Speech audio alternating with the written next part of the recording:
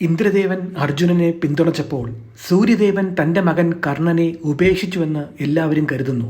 എന്തുകൊണ്ട്? സൂര്യദേവന് മകനോട് പിതൃതുല്യമായ സ്നേഹം ഇല്ലായിരുന്നു. ഇന്ദ്രന്റെ മകനായ ബാലിയെ പരാജയപ്പെടുത്താൻ സൂര്യദേവന്റെ മകനായ സുഗ്രീവനെ രാമൻ പിന്തുണച്ചപ്പോൾ ദ്വാപരയുഗത്തിൽ കാര്യങ്ങൾ മാറിമറിഞ്ഞു. ശ്രീകൃഷ്ണൻ അർജുനനെ സഹായിച്ചപ്പോൾ സൂര്യദേവൻ നിസ്സഹായനായി നിന്നു എന്നാണ്. പക്ഷേ ഇത് വെറും അനുമാനം മാത്രമാണ്. വാസ്തവത്തിൽ സൂര്യദേവൻ കർണന് ജനന സമയത്ത് അഭേദ്യമായ കവചവും കുണ്ടലവും സമ്മാനിച്ചുകൊണ്ട് സഹായിച്ചു. ബ്രാഹ്മണവേഷം ധരിച്ച ഇന്ദ്രൻ കവചകുണ്ടലം ദാനം ചെയ്യാൻ കബളിപ്പിച്ചപ്പോൾ സൂര്യദേവൻ കർണന് മുൻകൂട്ടി മുന്നറിയിപ്പ് നൽകിയിരുന്നു. അനന്തരഫലങ്ങൾ അറിഞ്ഞിട്ടും കർണൻ തന്റെ സമാനതകളില്ലാത്ത ദാനശീലം പ്രകടിപ്പിച്ച് അവ വിട്ടുകൊടുത്തു.